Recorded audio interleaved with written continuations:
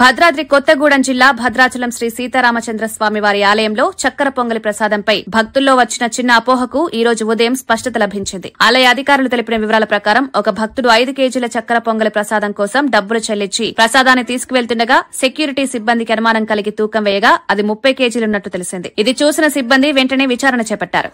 ప్రసాదం కావాలని రిక్వెస్ట్ పెట్టుకోవడం జరిగింది.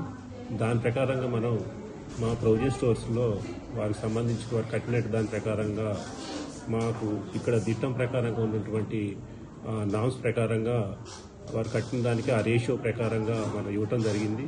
దానికి సంబంధించిన ప్రసాదాలు కూడా ఉండి వారికి ఇచ్చే క్రమంలో వారు తీసుకొని దేవస్థానం నుంచి శ్రీనివాస్ అనే వ్యక్తి తీసుకువెళ్లే క్రమంలో మా ఎస్పీఎఫ్ సిబ్బంది డౌట్ వచ్చి చెక్ చేయటం జరిగింది.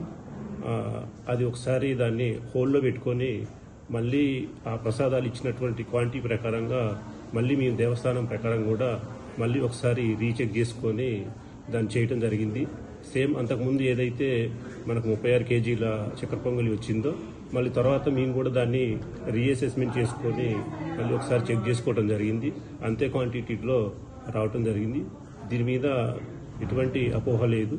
ఎవరైతే భక్తులు వాళ్ళు ఆ ఎంఆర్ ప్రకారంగా కట్టినటువంటి ఆ ప్రసాదం ఉన్నదో అది మన దేవస్థానం ఉన్నటువంటి నామ్స్ ప్రకారంగానే మనం ప్రొసీడ్ కావటం జరిగింది. జై శ్రీరామ్.